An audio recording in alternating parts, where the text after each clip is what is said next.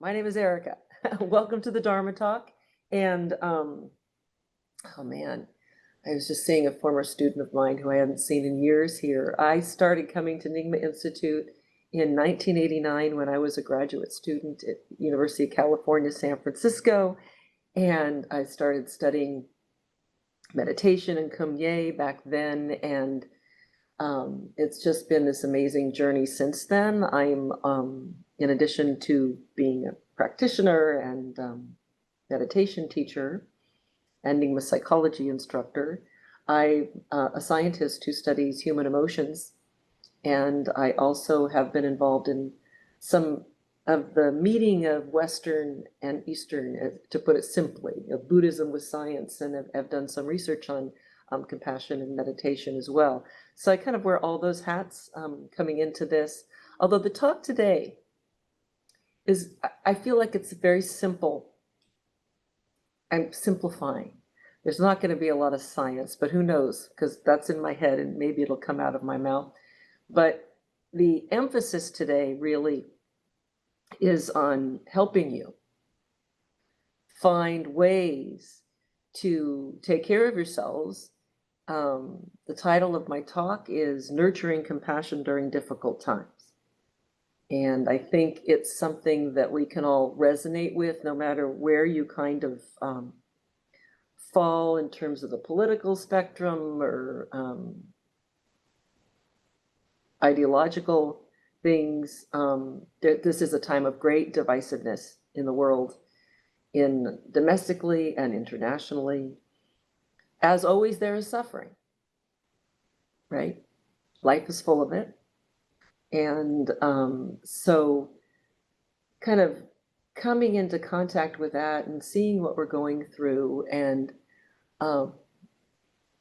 there's both the, how do we kind of navigate that climate? How do we take care of ourselves and be in that world?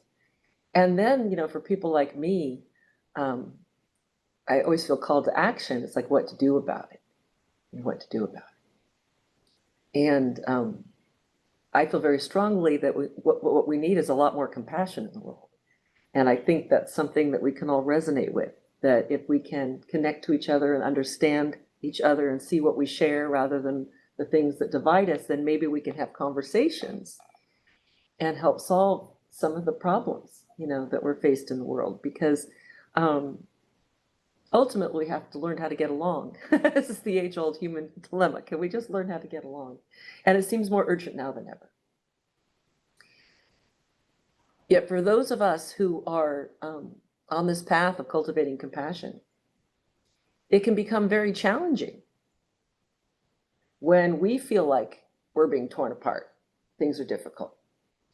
Am I speaking to anybody where this feeling of things being very difficult and kind of like it's a little overwhelming or whatever? Does that resonate with anybody here? Hands, yeah. And and that not to be overwhelmed in every moment, but it's challenging. And so the problem at hand that I kind of come into this session with is how can we work on extending compassion and being more compassionate to others, especially those who might be challenging for us to be compassionate with, when we're having trouble feeling stabilized. So this talk, and it's more than a talk, we're going to be doing some practices together. So this is a very experiential session. I'm going to be doing some talking and leading a few meditations to try to kind of make this whole and make it real and give you something that you can leave with, that you can maybe make use of in your life. But the focus is really going to be on, things for you, how to move through this and maintain some modicum of compassion for yourself and take care of yourself so that you can then, extend it to others. And I say this going through, and I am couching this in terms of current situation, but this is a timeless thing, right? We're always going to hit tough patches. Life is full of suffering. Life is suffering. Life is characterized by suffering. We know that to be true. And, but there are ways to be, we can know the causes and we can be liberated from that. And hi, welcome. Find a comfortable spot. We just started. Yeah. There's cushions and chairs. So we're talking about finding stability and nurturing compassion during difficult times. The first thing I'd like to say, so what I'm going to go through today is just some ways to help you in the tough terrain, whenever you're dealing with tough terrain, and how to kind of maintain a sense of stability and kindness in what seems like a very challenging space. The thing I'd like to start with, and I think this is so important, is that it's okay to not feel okay. Sometimes when we're on a spiritual path, or we're trying to help and we want to be happier, we go through bumpy times and like, I wish I wasn't so anxious, or I wish I wasn't so depressed or something. And I think it's really important to kind of acknowledge wherever we are. And sometimes that place might be not a very stable place. Sometimes it might be I'm angry today or I'm anxious today. And sometimes it might be great, all of these things. So, but just to normalize that it's okay to not be okay. And I want to say a couple things about why I think compassion is so important. Any ideas? I'm willing to take. Why? Because I really think I really think compassion can save the world. This is sort of where I'm coming from these days. And since we need to save the world, I'm just like carrying a banner about compassion saving the world. But why? What do we mean by that? I've kind of alluded to it. What is compassion? I'm putting it towards anybody who wants to answer that question. Yeah. I think that compassion is something that is cultivated. It's not, originally at its inception, like eating hunger, trying to nourish survival skills. But once in society and family, community, I think compassion is something we need to acquire, and if it's in our nature, we should learn how to deepen it. We want to learn how to deepen it. But I don't see it as being in the human condition a natural, naturally occurring entity like you can see in the animal kingdom, fight or flight and food and water and shelter. Right. I just put to the group for those of you who are just showing up, I asked what compassion was. And what's your name again? Jill. Jill said that Jill was saying that she thinks that it's something that needs to be cultivated and can be cultivated, and that it's not the same as like drives like food and hunger and thirst, but it needs to grow. You did allude to if it's in your nature. And I would argue that we all have the kernel of it, that there is a kernel of compassion in all of us, and that it goes back, I'll get you in a second, that it goes back to, basic attachment and caregiving and nurturing and taking care of loved ones. But we might learn how to, conditioning from life experience, might learn how to cover it up, might make it inaccessible to people, etc. No matter what you start with, and we all might differ in how much we kind of come into the game with, and our life circumstances can play a big role in whether it gets expressed or covered up, right? Wherever you are, it can be grown. And that's the thing that's really liberating, and that's what's wonderful. Josefa, is that? Yeah, go on. Thank you, Erika.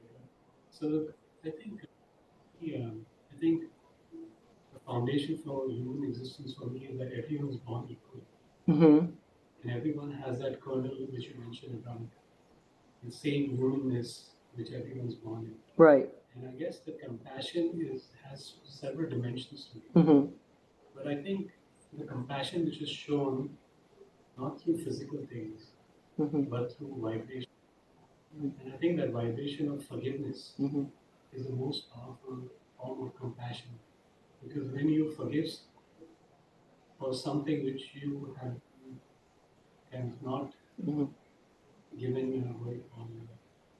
the avenue to kind of go towards Yeah. towards light or towards nirvana or away from samsara.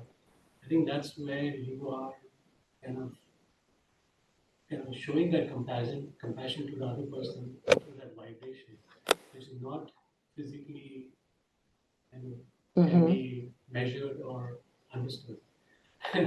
So I think so Josefa, just to summarize what you said, came with a different point of view that we're all born equally with compassion, and that it's also manifest in sort of like vibrationally, and that forgiveness is one of the most important forms. All of these things fit. Actually, forgiveness is a really interesting topic, and I'll put it aside for now. So thank you. I kind of put the question out there about what is compassion. I think I'll just start talking a little bit so we kind of keep it on track. And why I think we can save the world with compassion is that compassion really is about, more than anything, noticing what's going on with others and yourself, connecting to the condition of others and yourself, and in particular, noticing when suffering is occurring, where paying attention to suffering and caring about it, and caring enough to want to help alleviate it, to help transform that into a release from it. And if we are truly being compassionate with one another, we are connected.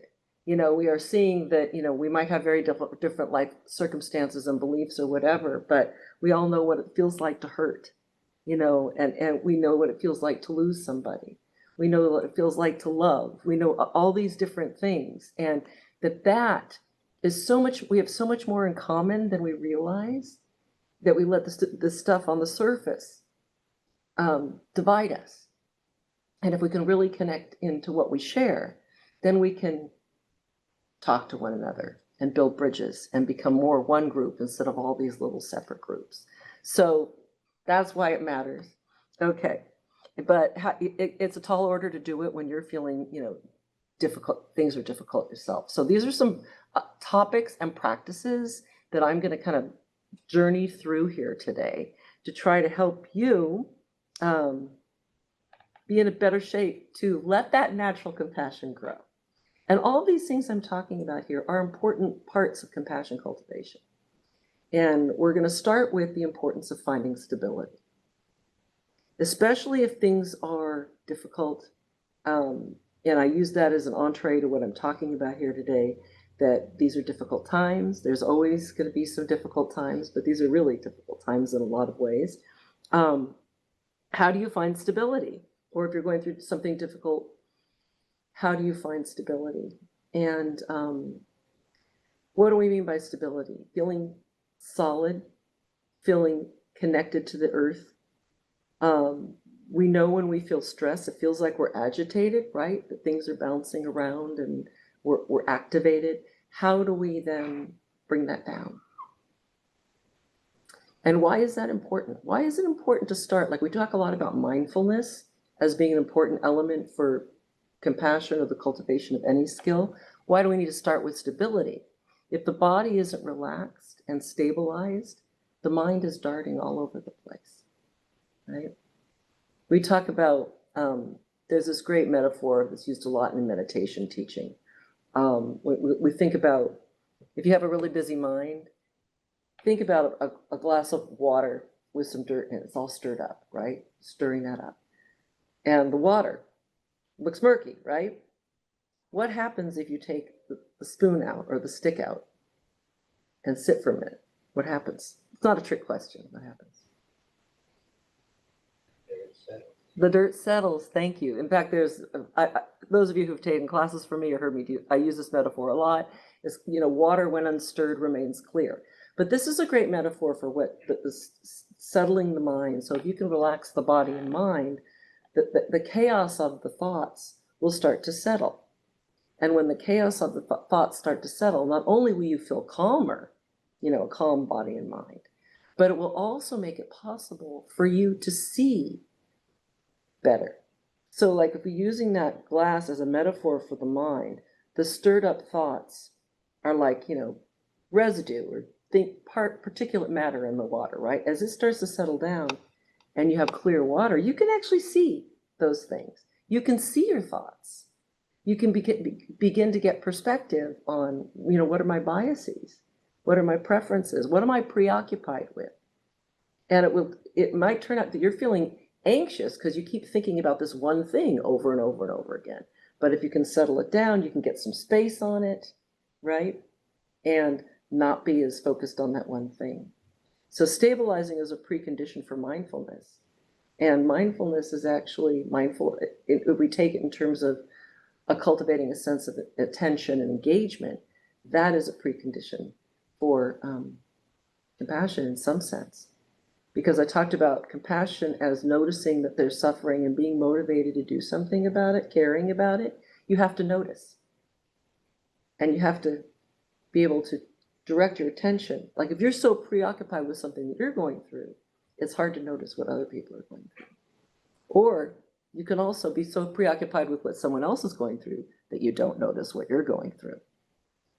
And I'm going to be talking about self-compassion, but I want to say something right now that all of this, learning to stabilize, starting with, just stabilizing and finding ground, that all of these things I'm going to be talking about today are expressions of self-care. So first I'd like to kind of just take us through a very simple practice for cultivating stability. And this is something you can use whenever you feel unstable. I was saying, oh, these are difficult times. It could be like anything, like something big's coming up for you and you want to settle down. So the first thing that I think is super important is, I'm going to guide us through a little practice. So just to get comfortable wherever you are.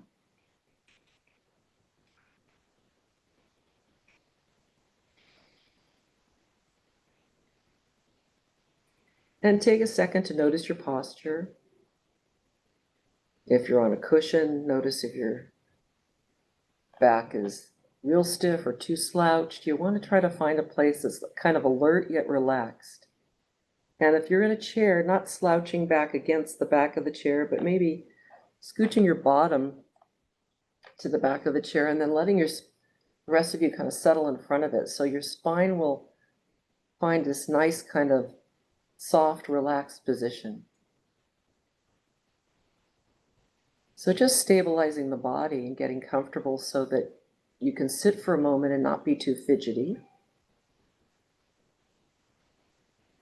And then connecting with the earth. I think this is really important for stabilizing and settling the mind.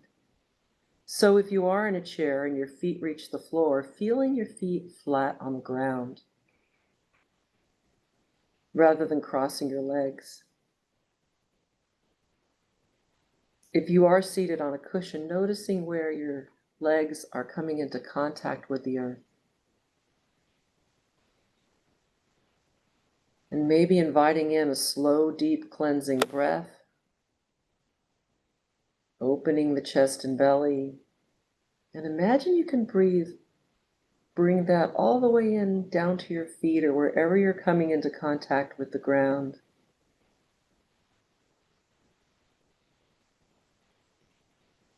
And then feeling that expanded space, and then slowly, very slowly, taking your time, releasing that in-breath. And as you do so, let your weight settle into the chair, settle down through the soles of your feet. Or if you're seated on a cushion, just letting your weight drop into the cushion and go down into the earth.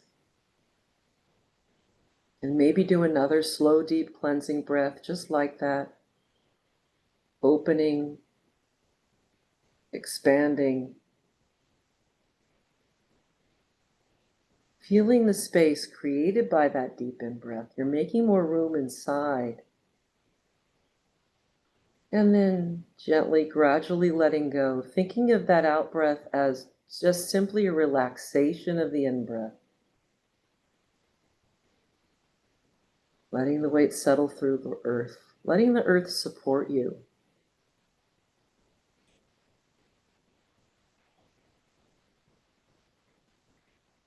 Maybe one more of those if you like. Slow, deep cleansing breath in.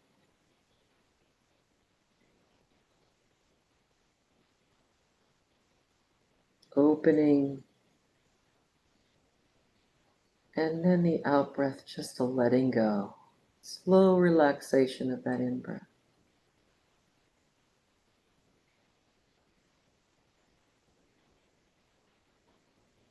And then letting go of that deliberate breathing and just allowing your breath to settle into its natural rhythm. Letting the body breathe on its own, the way it knows how to do, without particular focus on it. Just letting the body breathe. And sitting in the space of a breathing body.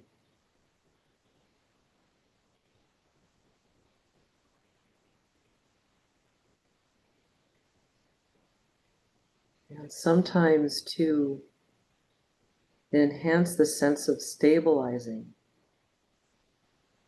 it's helpful to just lightly notice wherever you feel the breath naturally in your body. And kind of lightly let your attention rest there. So maybe you just kind of feel the rising and falling of your belly and your chest. Or maybe it's where the air comes in through the nose and out through the mouth. Just wherever it naturally feels like you notice your breathing, your natural breathing. And gently let your awareness rest there. That's a place to call home. To your attention can call it home.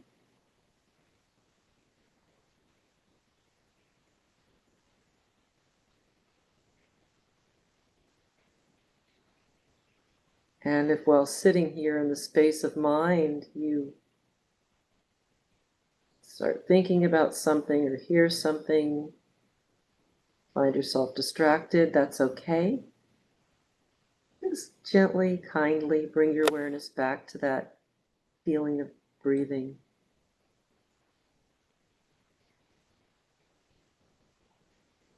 So we'll do this for just a couple minutes and I will stop talking.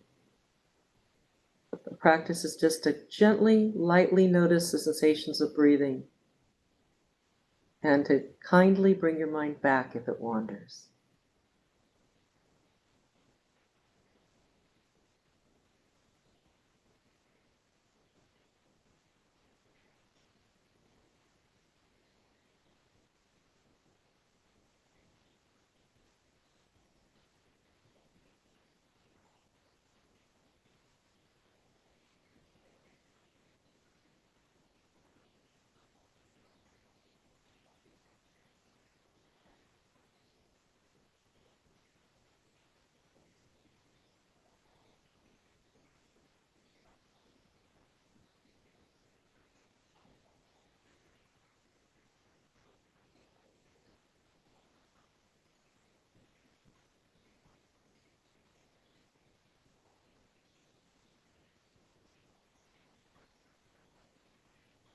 And it's real important to be kind and even light about noticing if your mind wanders. That's totally fine. That's what minds do.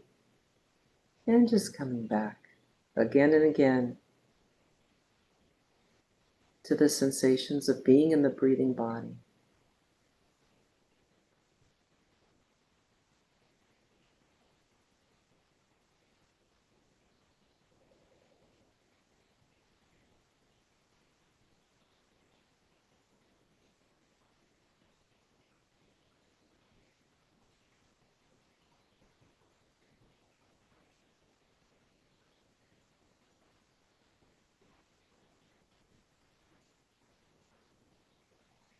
Maybe even letting go of focusing or noticing the sensations of breathing and just for a moment, just sitting in the space of mind.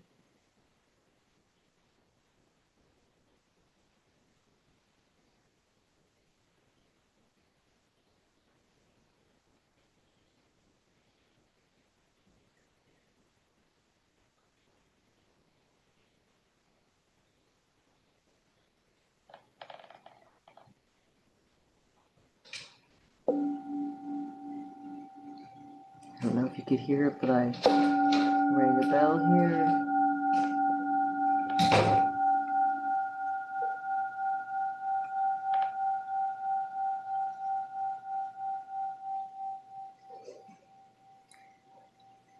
So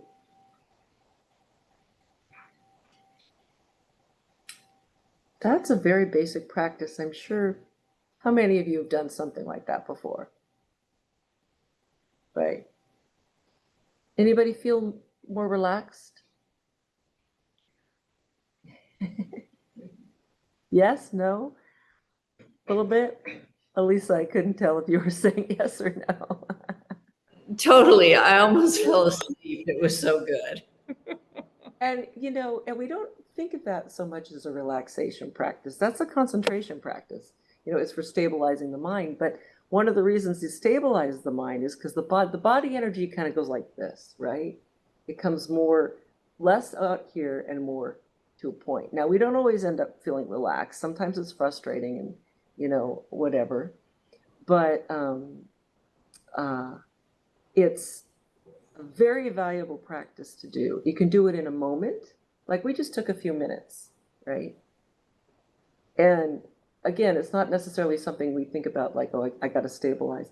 But a lot of people think that of that practice, which is basically, it's a basic shamatha practice, breath, with an object, which the object of our awareness is the breath in this case. If, by the way, breath doesn't work for you very well, some people don't like to focus on breath. You can take like the feeling of being seated, the sensation. The reason we use breath is that it's something that's usually always with us. But you could pick another sensation, like the feeling of my feet on the floor. The nice thing about sensation is now. Sensation wasn't a memory. Sensation isn't a projection. It's now, and it's here. And so it's a great place to be engaged with the moment. But assuming we've done some stability, just anything, by the way, you can do that kind of seated practice. Another great stabilizing thing simply is to do, you can do, I like to do this. This is another stabilizing practice. Another sensation, rubbing the hands together, you can ground in sensation. You can just feel the sensation. It takes you out of the world of crazy, too much is going on, and just like here. Sometimes people like to do this, put their warm hands over their heart. That's a nice little self-compassionate gesture. Anything that enhances your sense of sensation can bring you out of kind of agitated place into more stable place. The other thing about this practice is it's a great thing to do regularly. Because when you do it regularly, you're training your mind not only in how to calm down, but you're training yourself in how to put your awareness where you want it to be, which is an amazing gift. It's, think about it, especially in this world where we have so much distraction and it feels like, things are pulling you in many, many directions all the time, that to notice that and then say, oh, wait, I'm going over here. I want to come back here. That's a skill that you cultivate when you're doing the simple practice of noticing that your breath went away, your mind went away from the breath, and bringing it back. Because if you keep practicing sitting, stabilizing, oh, the mind goes away, bringing it back. Mind goes away, bringing it back. You are training yourself to put your awareness where you want it to be, which is a great skill for mindfulness, for performance in any task, whatever. Okay, so that's a little stability piece. And I want to say something about mindfulness. I'm not going to do much with it because I want to go next to a self-compassion practice, which I think is something that might be less exercised for a lot of people. But the thing about the more you cultivate your ability to attend to what you want to attend to, and to notice when you're not. See, that's another thing about mindfulness. You can see when your mind is getting agitated. One of the things that is cultivated by practices like the one that we just did is what we call metacognitive awareness, which is awareness of what you're doing with your mind. So you notice if you're really agitated. You notice, remember that metaphor about the water when unstirred remains clear and you can see the stuff in the bottom of the glass? You also build a sense of appreciation of what you're carrying around in your mind. You know, we all have our biases, we have our stories, we have our issues. We know how in certain situations, often with certain people, those issues get activated, right? Some people, like many of us, have people in our lives, sometimes they're siblings or other family members who just, they start, that thing happened again. It always happens with her or whatever. You know, we can get perspective on that. Like, oh, here I am. If you've developed a lot of stability and awareness of your own stuff, you can start seeing in situations when those things arise before they get control of your mouth. That's the key. You got to see when they arise before they get control of your behaviors or actions, and you can make a choice so that things become less reflexive and more responsive, that you can make a choice about how you behave and what you do. And that can avoid a lot of suffering and interaction. And I'm dancing around this topic of emotion, actually. And I just want to say that one of the things that we can gain mindfulness of is our own emotions, as we can see when something's coming up for us, if something's triggering us, if we're going, you know, and when an emotion has happened, we can learn from them. Emotions occur about things that are important to us. Usually, you know, so if something's threatening, you know, our safety, it might lead to fear. You know, if somebody's threatening our ego or what we're trying to accomplish, it might lead to anger. You know, there's all these stories around emotions, and we can learn a lot from them. So I want to just kind of mention emotion in the context of mindfulness, because emotions are like, you can go into a situation and suddenly feel a certain way and go, why am I feeling that way? And being inquisitive about that can help you. It also can help you not do something reflexive that the emotion is fueling. And just a little bit of my favorite quote from Rinpoche in Openness Mind. On page 51, I don't know how many, this is a very old cover of this book. This is Tartang Tulku's Openness Mind. It's a wonderful little book. It's got a completely different, it's probably had 3 covers since this version. But there's this chapter on transcending emotions. And if you get a good look, you can see how many little notes I have all over these pages. But page 51, Rinpoche says, we can be grateful for our emotions, for our frustrations, fears, and sorrows. They help us to wake up. We have no clear messages about what is happening in our lives. Our emotions show us where to direct our attention. Rather than obscuring the path, they can clarify and sharpen it. And so whatever you're feeling, notice what you're feeling and notice what it's telling you, you know. And one of the ways to kind of get, sometimes people talk about feeling they're at the mercy of their emotions. Emotions come from us. They come from our minds. They come from the sense that we make of the world. And when you train in something like compassion, you're training a certain value system that can help, you know, rather than being angry with somebody, you can kind of reorient and respond like, wow, I don't know what they're going through. Maybe there's something awful, whatever. But sometimes we have emotions that we don't want to have, but it's very useful to see what's happening with ourselves and then get what is that telling you? Like, why is it that I'm angry here? What is it about this situation that's causing it? So that kind of self-knowledge can be incredibly powerful. All right, that was a little aside, but I think emotions are really important. All right, so one of the keys for finding balance and feeling better is self-compassion. And self-compassion, it often feels like a tall order for people. Does that resonate with anybody, that self-compassion is tough? No, good. Yes? Why does it seem tough? Someone on screen who said it looked self-compassion is tough. Was that Mary Jo? You want to? I think Robin did too, but go ahead, Mary Jo. Yeah. Sure. It probably alludes to something you said before, that in the stability and expansive space, things will arise internally. So that clouds or prevents in some ways. And I understand there's a process of titration to gradually, but you kind of forget that because you do get a bit flooded. So emotions have an interfering kind of property. They can interfere. Yeah. Yeah. They're also sort of the essence. And part of self-compassion is giving yourself a break about whatever comes up. This is me. This is happening. Rumi has this great poem called The Guest House. And I actually have it with me. But I have to read a couple. It epitomizes the lightness that we need to get about what's going on inside us. And it'll make you a lot happier if you can have a lightness about your own stuff. This being human is a guest house. Every morning a new arrival, a joy, a depression, a meanness, some momentary awareness comes as an unexpected visitor.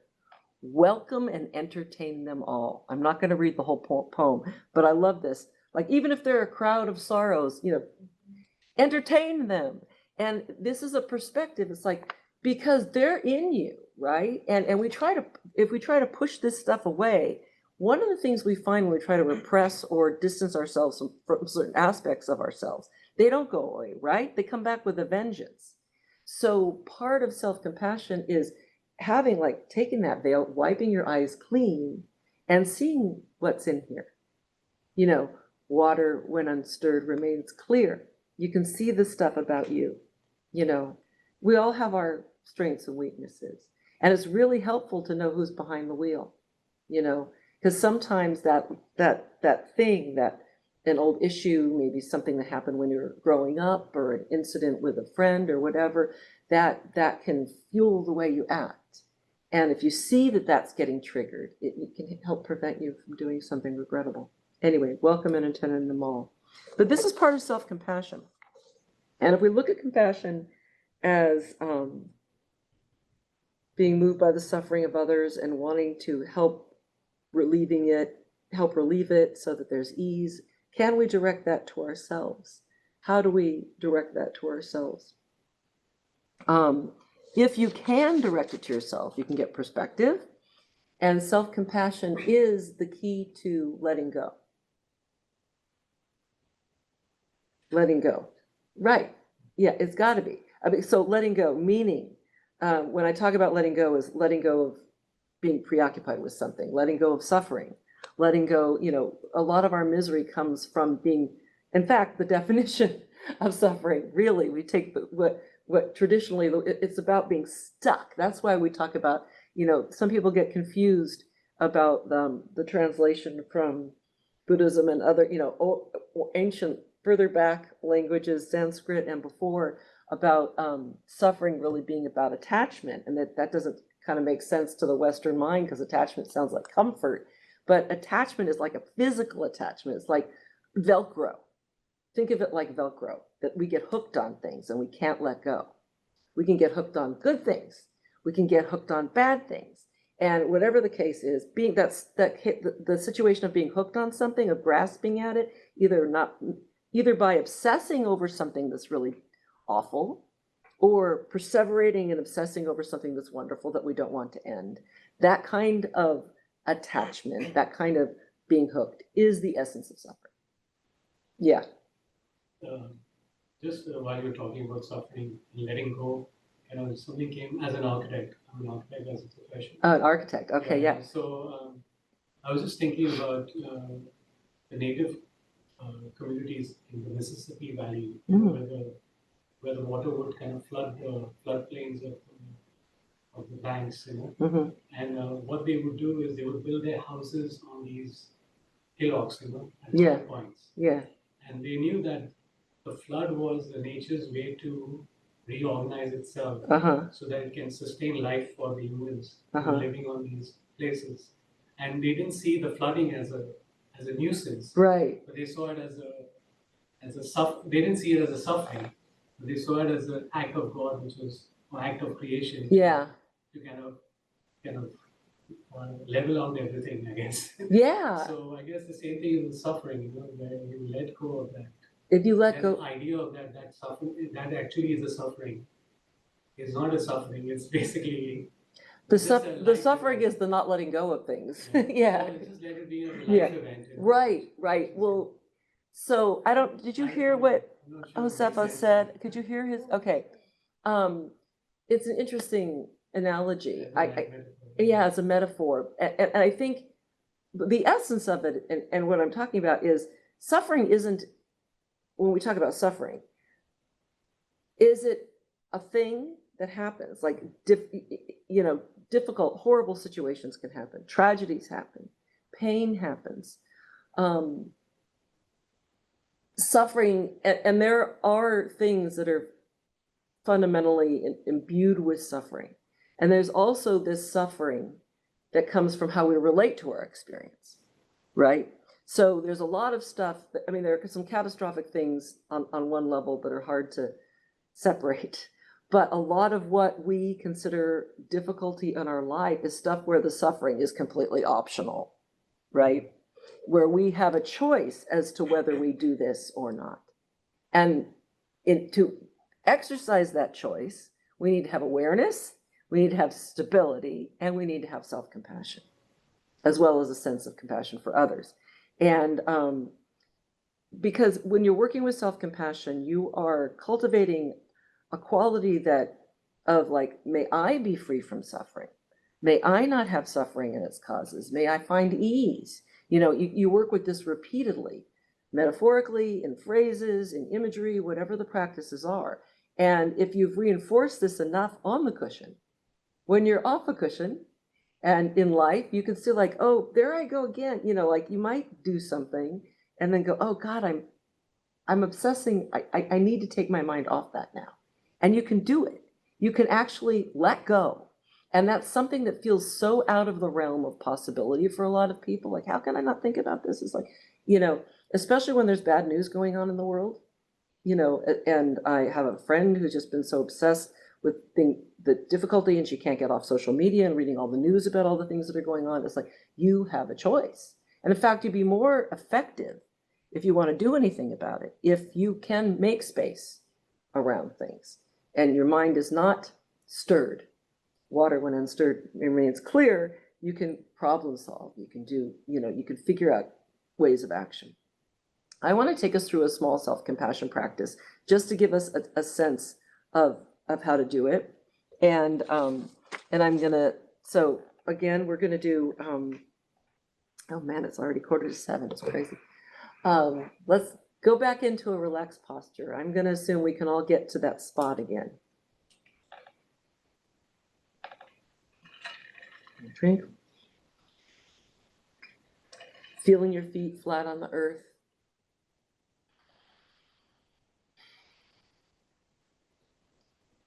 Finding a good posture so that you're alert yet relaxed. And on your own, maybe taking a couple slow, deep cleansing breaths. Taking your time on the in-breath to expand. Open. And then gently let go, and letting, as you release that out breath, letting your weight settle into your seat. Letting the earth support you.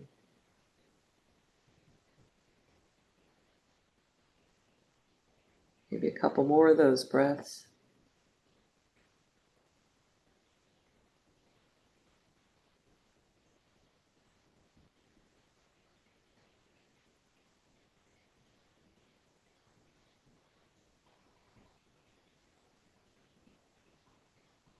And then letting go of the deep breathing and just sitting in the space of mind.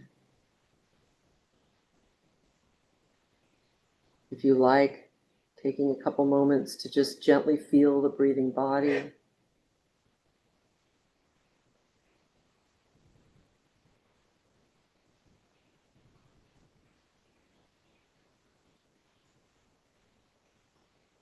I'm gonna invite you at this point in this space of mind and heart to bring to mind a dear one, a loved one, someone who it's easy for you to feel kindness and generosity toward, someone who you feel sends that to you. It could be a human, it could be your dog or cat. Whoever comes to mind first is probably just perfect. Just someone you care about and feel comfortable with and is easy for you to feel connected to. Like I said, it could be a pet.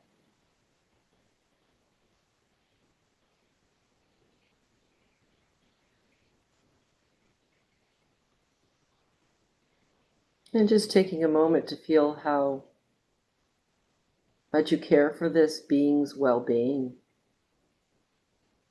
You want them to be happy and well.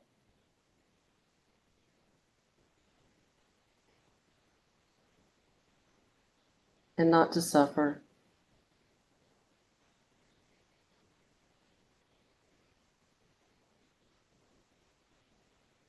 And like all beings, they go through difficulty.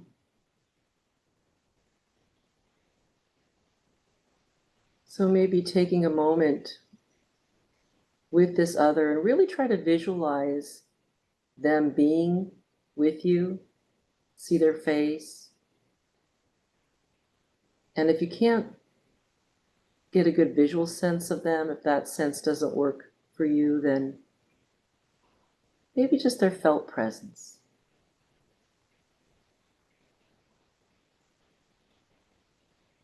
And in your mind, just sending them some wishes.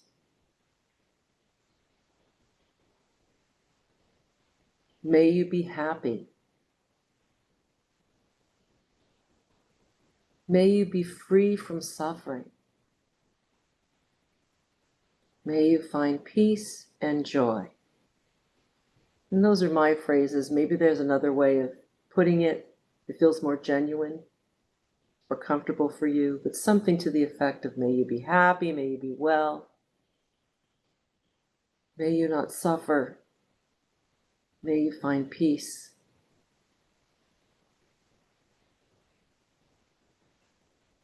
And just silently, with this dear one in mind, sending them these wishes for well-being and freedom from suffering.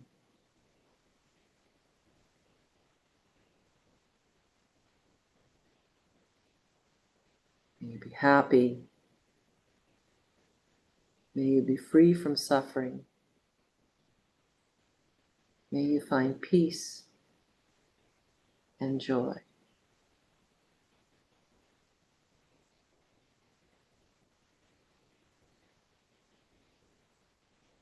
Just sending all these good thoughts and wishes to this dear one, straight from your heart.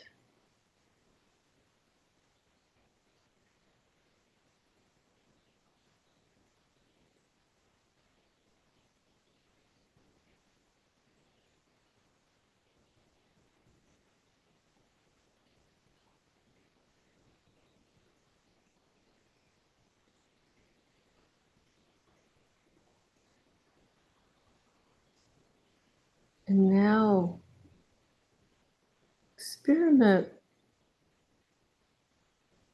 with flipping that back onto you. So all these wishes, may you be happy. May you be free from suffering. You're sending these back to yourself, putting yourself in that place where your loved one was, treating yourself with the kindness and concern that you reserve for this dear one. May I be happy. May I be healthy. May I be free from suffering. May I find peace and joy.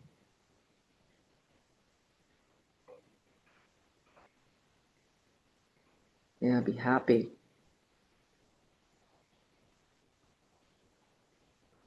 May I be free from suffering. May I find peace and joy. Keeping up with those wishes for yourself, just as you would send to a dear one. Sending those to yourself.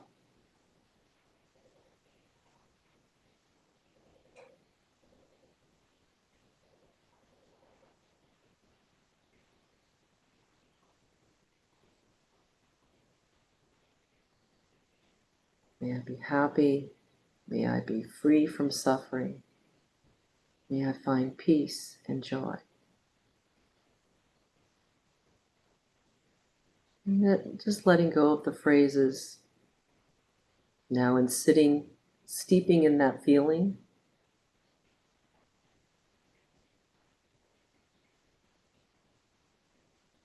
Maybe feeling the presence of your loved one who is still there. Maybe they faded from view, thanking them for showing up.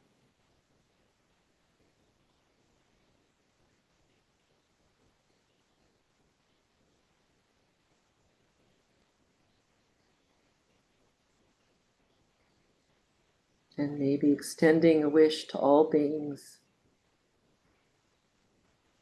May all beings be happy. May all beings be free from suffering.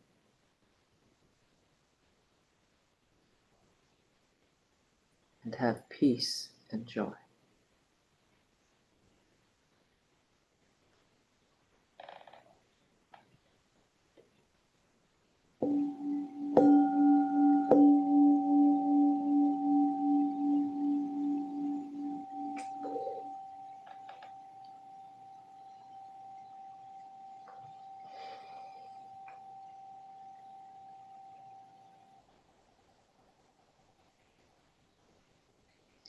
I like that practice. It starts with a compassion for a loved one to kind of prime us where it feels more natural, maybe. But if you do, there's all kinds of self-compassion practices, but if you do that kind of practice regularly, where you're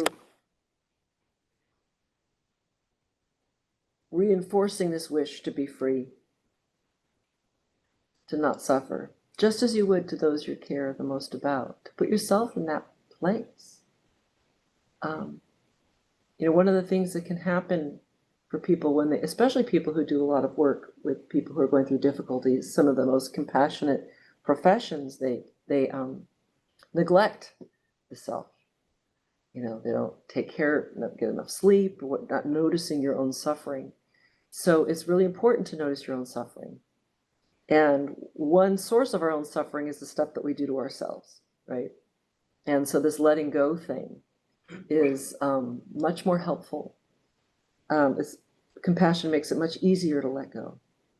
And you're extending compassion to yourself because you can see how not letting go is creating suffering. There's so much more I wanted to say.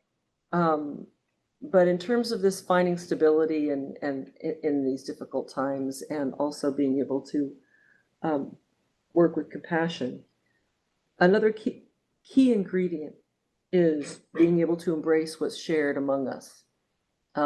We talk about embracing common humanity.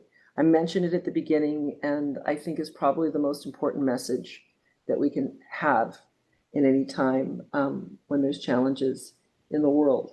And what that means is that in the presence of all these things that separate us, beliefs, skin color, age, sexual orientation, how much money you make, how educated you are, where you live, all these things that are used to divide us, that underneath it all, we're all just trying to get through this thing called life.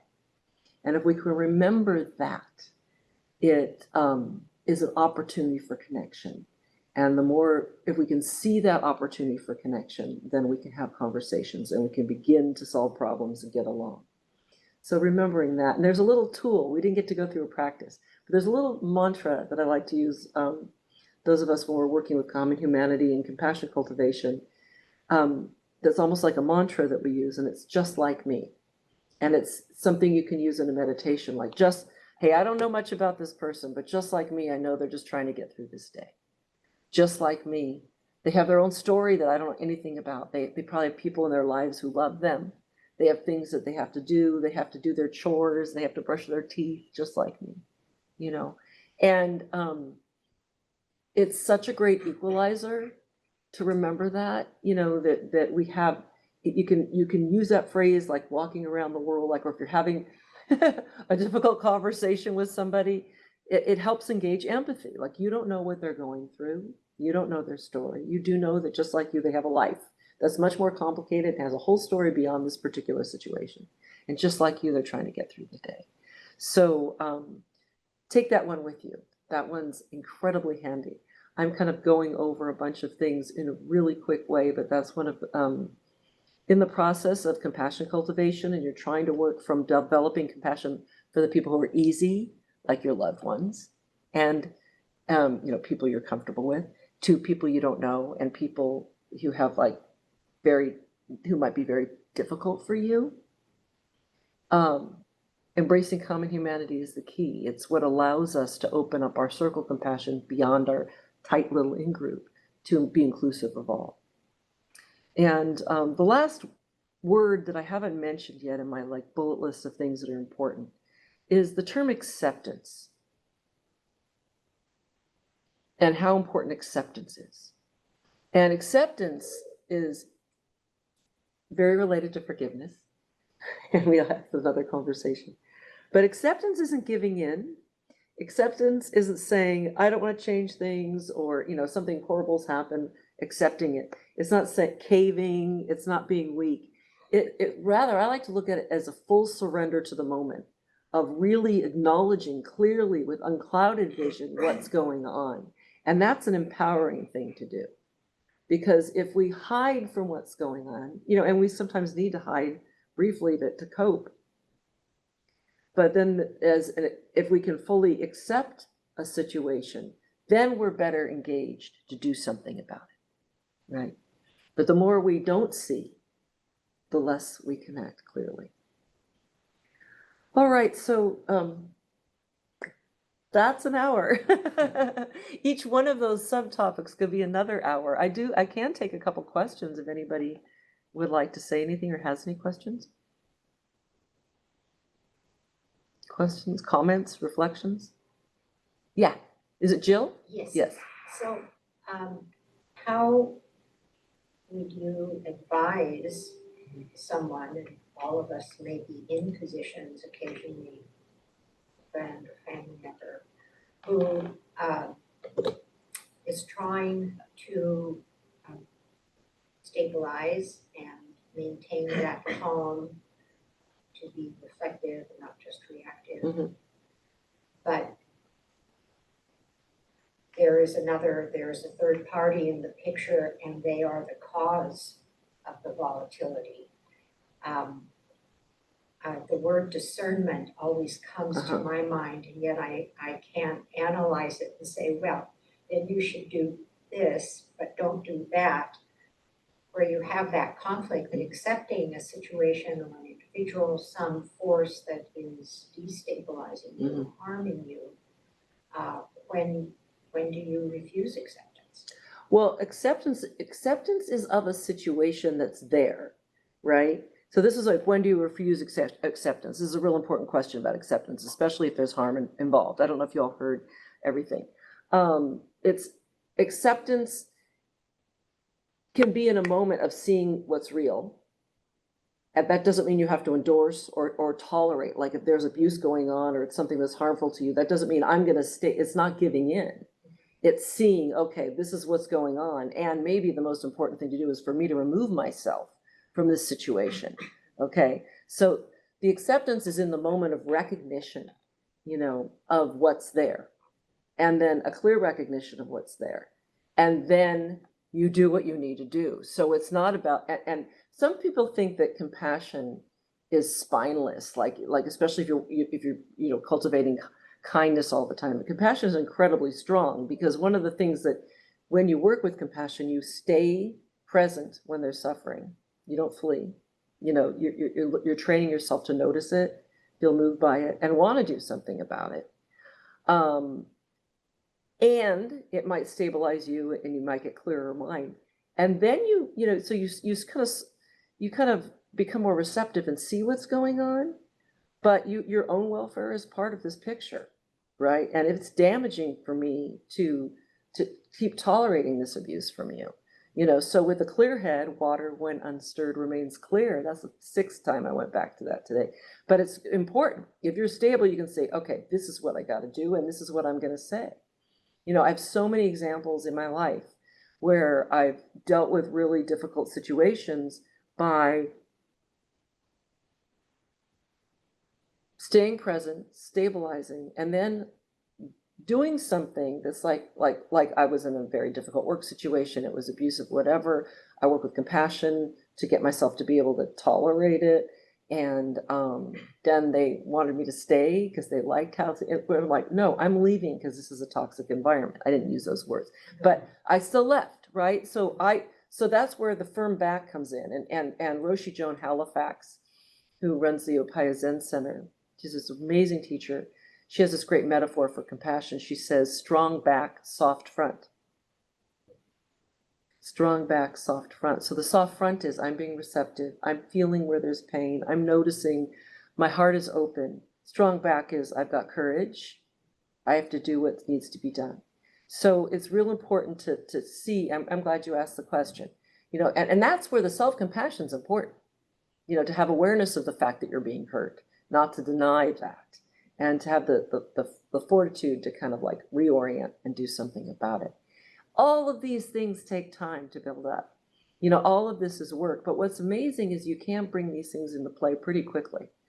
Just starting to do some simple self-compassion, and some of that was just one meditation I did, but paying attention to what your own needs are, being compassionate to others, even folks who are challenging for you, remembering just like me, I've had to deal with some really difficult conversations with people lately, like this old friend who's just on this other, in a different world politically, and we distilled it down to that we cared about some of the same things. We just saw different ways of going about it, but it's like, you might not be able to get people on your side, but to just find a place where you can talk so that it's not just. And apropos the point we were talking about, the situation that's like this, and I've gone late and I got to stop, but there might be someone with whom you have this kind of interaction. It's old, it's well worn, there's someone who pushes your buttons, and it's just for years, and you can change you, but you can't necessarily change them, right? You can work, I'm more stable, I'm more calm, I'm more compassionate, but I can't change them.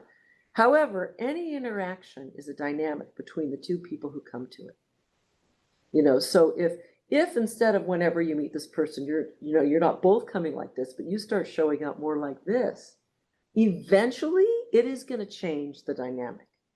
It is, because you're not coming back with that same energy like that. It's going to change the dynamic. And the more history they have with you, the harder it's going to be for them to recognize it, but eventually something will shift. So I want to say thank you, and I officially end it because it's like 5 after 7. I am going to take one question here, but I just wanted to feel free if you would like to stop. You can go. Yeah. Well, sorry. No, 7. No, that's it. I'm not going to ask a question. Oh, comment. Just an observation, I guess. I think when you mentioned about acceptance, I'm reminded of my school days moral science books, which I used to read, and it said that everyone's born equal, and the second thing was, if you don't understand someone, put yourself in the other person's shoes to understand what that person is going through. That's and what actually it kind of tells me is that if you accept that person's position from the shoes he's wearing or she is wearing, you would be able to kind of elevate yourself from the suffering and kind of create a posture which you're talking about, the soft heart forward and the straight back. Yeah. Meaning don't be spineless, have a spine which is honest and truthful. And the softness can understand that why that person is doing what that person is doing. And so you can forgive that person and kind of look at the reason why that, and eventually over time, they may realize what you're kind of coming from. Hopefully, and that kind of talks about the common humanity. Yes, I mean, empathy is such an important part. Yeah, and it's a whole conversation of, we could talk about empathy in terms of the emotional part of empathy, like resonating with what someone's feeling, the shared feeling. But the other is the cognitive perspective taking. What if I put myself in their shoes? And in the classes that I teach when we work with cultivating compassion, you know, we get to this common humanity piece, we do a lot of empathic interaction, because flipping yourself into someone's shoes. I think the very simplest way to do that, because you don't always know where someone's coming, is to realize you don't know where they're coming from. And that you might have a story made up about them that's just so not true. Yeah. All right. Well, may you go into the world. May there be little ripples of benefit in this kind of really short talk. But thank you so much for showing up. Thank all of you. And may all beings be happy and free from suffering. May we have peace and joy. Thank you, everybody. Take care. Have a good evening. Bye. Or wherever you are in the world. I know we have different pieces. Take care. Bye-bye.